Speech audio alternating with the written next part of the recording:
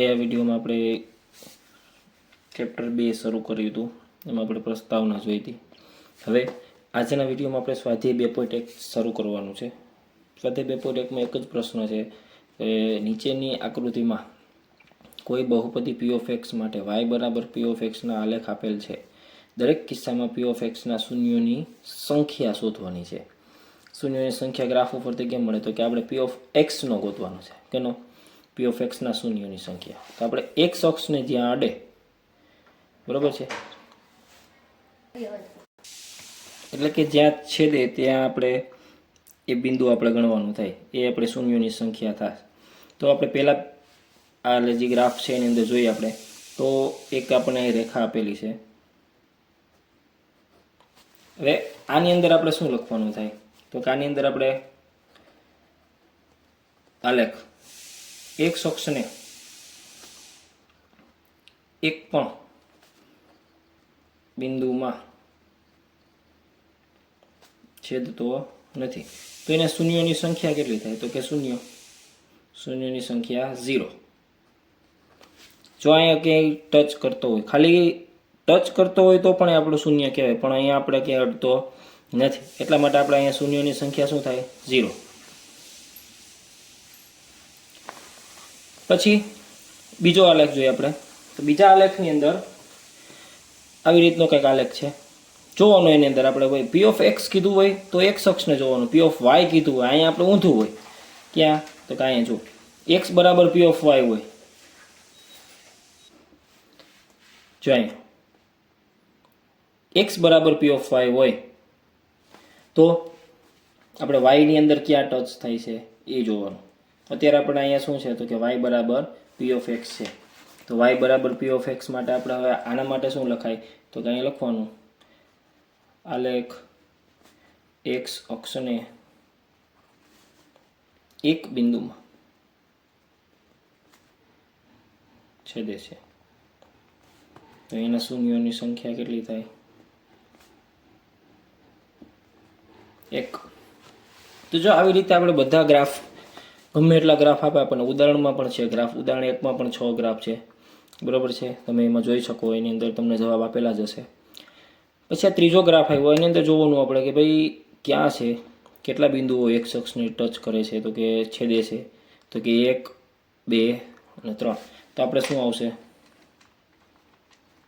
શૂન્યોની સંખ્યા 3.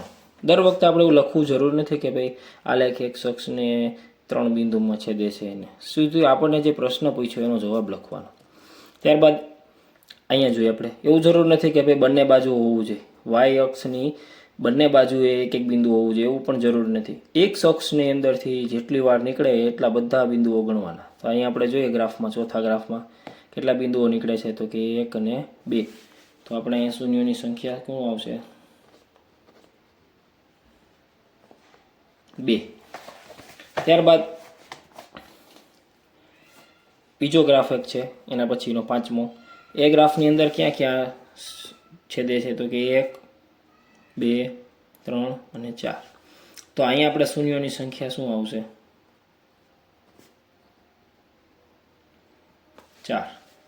ત્યારબાદ આપણે એક ગ્રાફ છે આની અંદર કે અહીંયા જો ખાલી સ્પર્શ કરે છે, તો એ સ્પર્શ કરતો એનો મતલબ કે કોઈ એક બિંદુએ તો ટચ કરે જ છે, દેખાય છે, તો પણ એ આપણું શૂન્ય ગણાય. આ 2 અને 3. તો અહીંયા આપણે શૂન્યોની સંખ્યા આવશે 3. હવે ત્યારબાદ સ્વાધ્યાય શરૂ થાય છે. હવે જે ઓરિજિનલ સ્વાધ્યાય છે આપણું એ હવે શરૂ થાય છે, જે દાખલા પૂછાય છે, બરોબર છે, એ દાખલાઓ હવે જે સ્વાધ્યાય શરૂ થાય એમાંથી મોટે ભાગે હોય છે. જે આપણે અત્યારે આલેખ ને એવું જોયું, આ 1 માર્કમાં તમને પૂછાય કે ભાઈ કોઈ એક ગ્રાફ આપી દે, એમાંથી તમને કોઈ પણ પ્રકારનો એક આલેખ દોરી દે આમ, બરાબર, એની અંદર તમને કહી દે કે ભાઈ આમાંથી તમારે y બરાબર p of x ના શૂન્યની સંખ્યા કેટલી થાય, તો તમારે એમાં ગોતવાનું રહે. બાકી જે દાખલા પૂછાય છે 2 માર્કમાં ને એમાં 3 માર્કમાં, તો એ આ વસ્તુ છે સ્વાધ્યાય 2.2. દ્વિઘાત બહુપદીના શૂન્ય શોધવાના અને શૂન્ય અને સહગુણક વચ્ચેનો સંબંધ ચકાસવાનો. એટલે કે શું કે ભાઈ શૂન્ય આપણને મળશે, પછી સહગુણક વચ્ચેનો સંબંધ, એટલે આપણે સહગુણકના મદદથી આપણે સૂત્ર લખેલા હતા, તો તમને ખ્યાલ હોય તો આપણે આલ્ફા પ્લસ બીટા, શૂન્યનો સરવાળો, શૂન્યનો ગુણાકાર, આલ્ફા પ્લસ બીટા આપણે કહીએ -b/a, અને શૂન્યનો ગુણાકાર હોય તો આપણે કહીએ આલ્ફા ઇન્ટુ બીટા બરાબર c/a. આવું લખતા હતા. તો એ સંબંધ આપણે અહીંયા ચકાસવાનો છે. એટલે કે શરૂઆત કરવાની આપણે કે ભાઈ શૂન્ય ગોતવું હોય તો પહેલાં તો જે બહુપદી આપી છે એના બરાબર 0 લેવાનું, ત્યારબાદ એ બહુપદીમાંથી આપણે શૂન્ય ગોતવાના છે. તો આપણે એ રીત પણ શીખી ગયેલા છીએ કે ભાઈ હિંચકો બનાવવાનો, x વર્ગનો સહગુણક અને અચળ પદનો ગુણાકાર કરવાનો, શું થાય તો કે 8 થાય. હવે અહીંયા હોય કામ કરવાનું, કામ એટલે કે સરવાળો બાદ માઇનસની નિશાની છે એટલે કે બાદબાકી કરવાની, પ્લસ હોય તો સરવાળો કરવાનો, અને વચ્ચેનું જે પદ છે -2, આ જવાબ આવવો જોઈએ. તો 8ના એવા ભાગ પાડવાના કે એની બાદબાકી -2 થાય. તો આપણે ખબર જ છે બધાને ભાઈ 4 2 8 થાય, અને માઇનસ બાદબાકી એટલે મોટા નિશાની માઇનસ રાખવાની અને નાનાની પ્લસ રાખવાની. તો આપણને મળ્યું શું તો કે 4x + 2x - 8 બરાબર 0. હવે આ 2 અને આ 2 સામાન્ય નીકળશે, આમાંથી x માઇનસ અંદર વધશે 4, પ્લસ આમાંથી 2 નીકળશે તો આમાં વધશે x - 4 બરાબર 0. હવે આ બેમાંથી શું સામાન્ય નીકળે તો કે x - 4, અહીંયા વધશે x + 2 બરાબર 0. હવે તો કે જો ગુણાકાર 0 હોય એનો મતલબ કે ભાઈ કા x - 4 0 હશે અથવા તો x + 2 બરાબર 0 હશે. બે હારે 0 હોય નહીં, x બરાબર -2. તો આપણને એક આલ્ફા મળી ગયો, એક બીટા મળી ગયો, બરાબર. આને આપણે આલ્ફા કહી, x બરાબર 4 ને, આને આપણે બીટા કહી. તો હવે આપણે શૂન્યનો સરવાળો, પહેલાં આપણે જે બહુપદી છે એને આપણે x² - p(2x - 8) p(x) બરાબર ને ax² + bx + c બરાબર 0 સાથે સરખાવતા. આવું શું કામ કરીએ આપણે તો કે આપણને ખબર પડે કે ભાઈ આપણી અંદરથી a શું છે, b શું છે અને c શું છે. આની અંદર જે સહગુણક આપણે લખીએ છીએ તો આની અંદર a બરાબર મળે આપણને 1, b બરાબર મળે -2 અને c બરાબર મળે -8. હવે આપણે શૂન્યનો સરવાળો બરાબર શૂન્ય આપણી પાસે કોણ છે તો કે 4 + -2 આવું છે, આલ્ફા પ્લસ બીટા કઈ આપણે 4 + -2 એટલે કઈ 4 - 2 એટલે આપણે આલ્ફા પ્લસ બીટા બરાબર મળે છે 2, બરાબર. તો હવે આપણે શું કરવાનું તો કે આના ઉપરથી આપણે -b/a વાળું સૂત્ર લઈ આવવાનું છે. તો -b/a વાળું સૂત્ર કેમ આવશે તો કે આપણે અહીંયા ગોઠવણી કરવાની કે ભાઈ હું અહીંયા એવું તે શું કરી શકું કે એનું સાદુરૂપ દેતા પાછો 2 જ આવી જાય, અને એ જે મૂકીએ આપણે કિંમત એની અંદર આપણે જો જોઈએ તો આપણે અંદરથી જે આ b ને a ને c ને c આવી જાય. તો એના માટે આપણે ગોઠવણી કરવાની કે ભાઈ આપણને સૂત્ર આવડતું હોવું જોઈએ. સૂત્ર કયું છે તો કે આલ્ફા પ્લસ બીટા બરાબર -b/a. તો આપણે સૂત્ર પ્રમાણે જોઈએ તો -b/a માં શું આવે તો કે માઇનસ અને b એટલે શું છે તો કે -2 અને અપોન a એટલે 1. જો આ એક પ્રકાર આપણે ગોઠવણી કરી, શું કર્યું તો કે માઇનસ ગુણ્યા અને માઇનસ બીજા ગુણ્યા એટલે માઇનસ શું થઈ જાય પ્લસ, સાદુરૂપ આપો પાછો 2 આવી જાય અને આપણે આપણી સગવડતા પણ સચવાઈ જાય. તો આપણો જવાબ એવો આલ્ફા પ્લસ બીટા બરાબર -b/a. માઇનસના માઇનસ અને b એટલે શું છે તો કે -2, તો -2 ની જગ્યાએ શું લખાય b, તો b લખાઈ ગયું, અને 1 ની બદલે શું છે તો કે a, તો -b/a. અને આની નીચે આપણે ગુજરાતીમાં લખવાનું કે માઇનસ x નો સહગુણક છેદમાં x² નો સહગુણક. તો જો એવું સરવાળાનું કર્યું એવું જ આપણે ગુણાકારનું કરવાનું. ગુણાકાર માટે શું હોય તો કે શૂન્યનો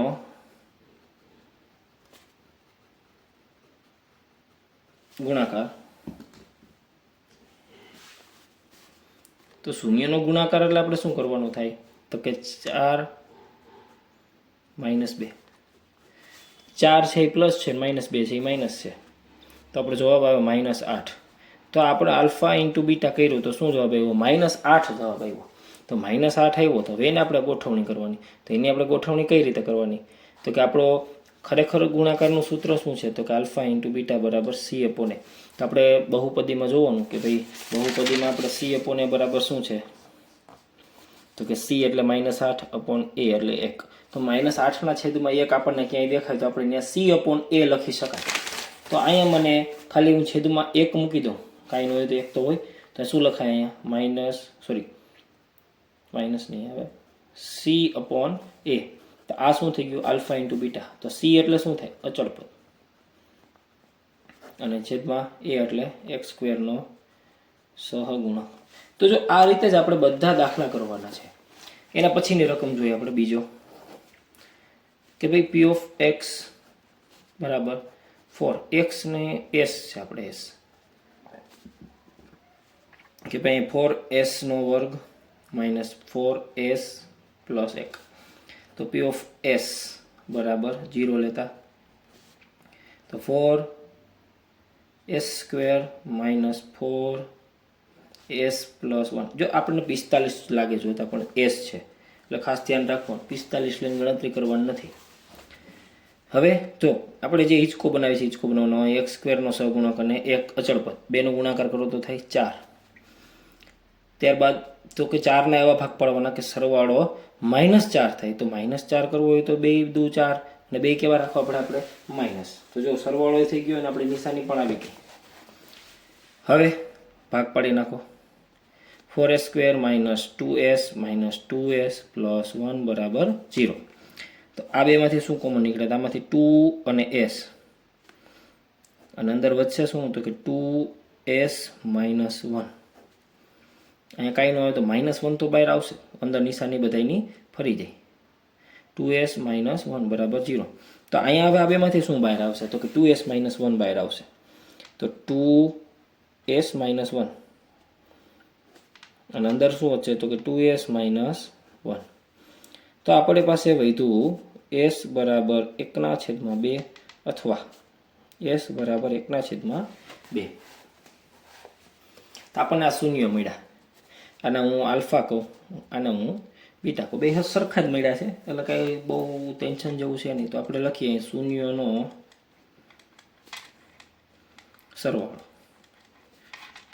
તો શૂન્યનો સરવાળો આપણે કરીએ તો શું થાય તો કે 1/2 વત્તા 1/2. શું જવાબ આવે તો કે આલ્ફા પ્લસ બીટા બરાબર 1 જવાબ આવે. તો 1 આવ્યો બરાબર. તો 1 આવ્યો તો 1ને હવે આપણે લખાય કઈ રીતે તો કે મારે શું લખવાનું છે -b અપોને આવવું જોઈએ. તો આપણે સૂત્ર પ્રમાણે શું થાય તો આપણે અહીંયા તમે અગાઉ લખી નાખો તો પણ હાલે કે ભાઈ 4s² માઇનસ 4s પ્લસ 1 ને ax² plus bx plus c બરાબર 0 સાથે સરખાવતા a બરાબર 4 b બરાબર -4 અને c બરાબર 1 થાય. તો તમે શરૂઆતમાં લખી નાખો તો પણ હાલે અને શૂન્ય ગોતીને પછી લખો તો પણ હાલે.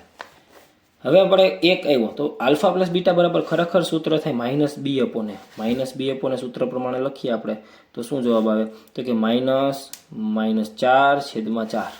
જો આવો જવાબ આવે -4/4 અને 1 માઇનસ સૂત્ર ના હોય એટલે -4/4. તો -4 એટલે શું છે તો કે -4 એટલે છે b અને 4 એટલે છે a. તો આ આપણો જવાબ એવો આલ્ફા પ્લસ બીટા બરાબર -b અપોને. હવે આને નીચે લખી નાખવાનું આપણું સૂત્ર શું કે -x નો સહગુણક છેદમાં x² નો સહગુણક. ત્યારબાદ આપણે અહીં નીચે જોઈએ તો કે શૂન્યનો ગુણાકાર.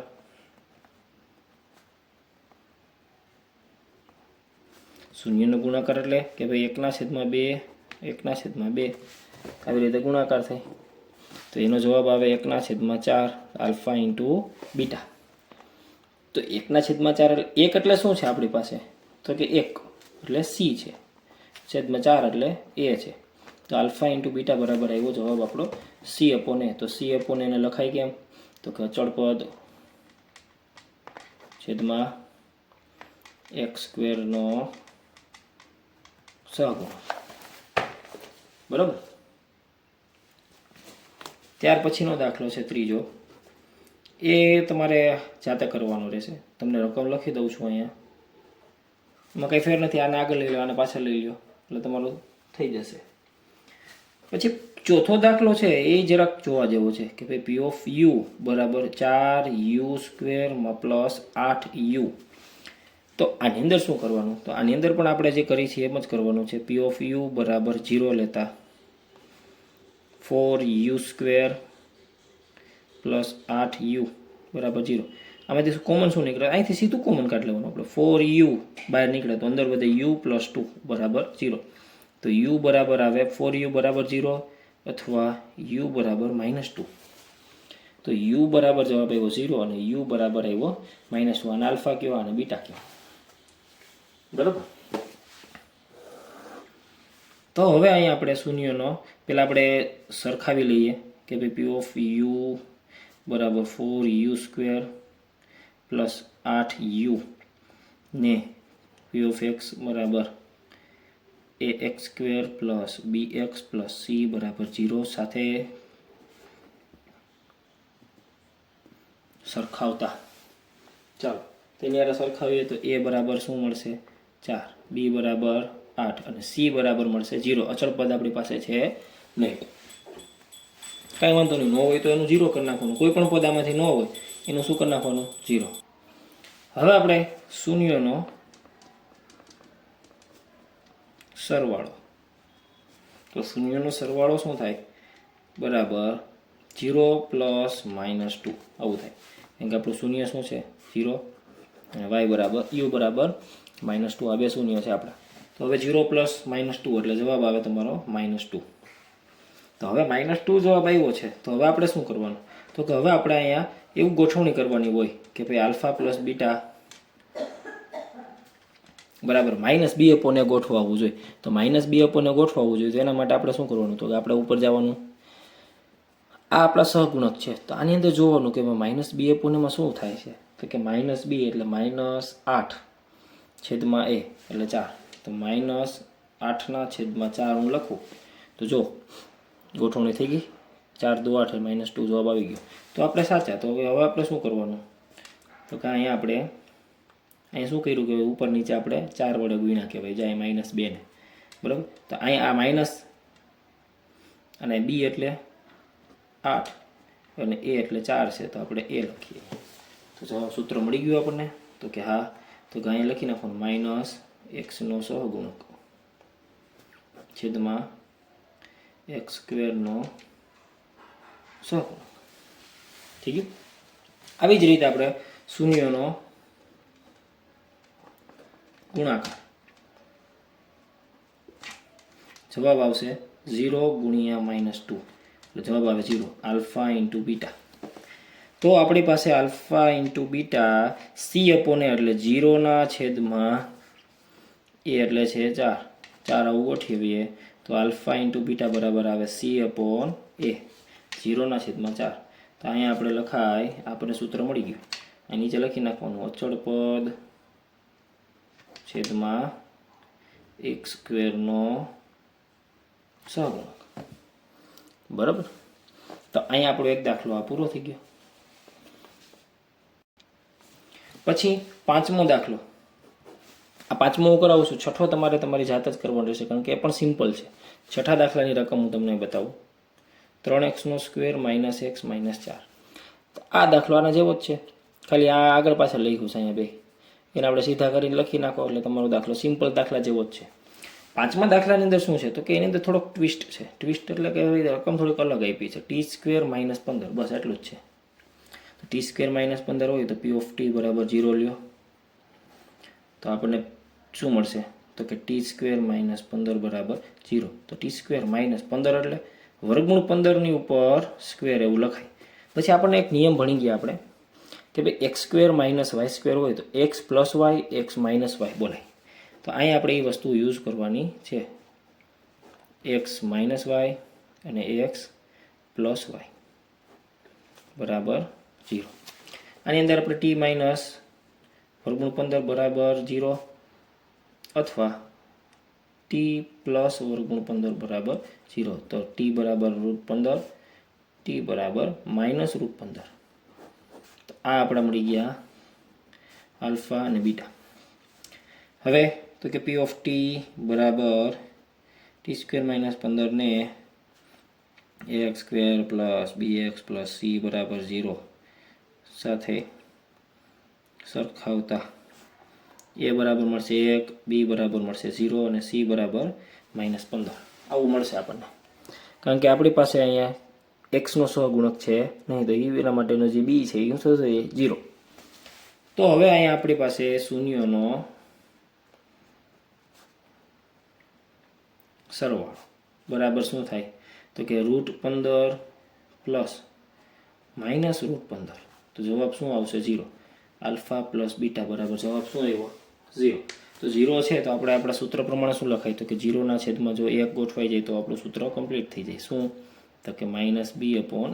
બી આની અંદર 0 છે, માઇનસના માઇનસ થઈ ગયું.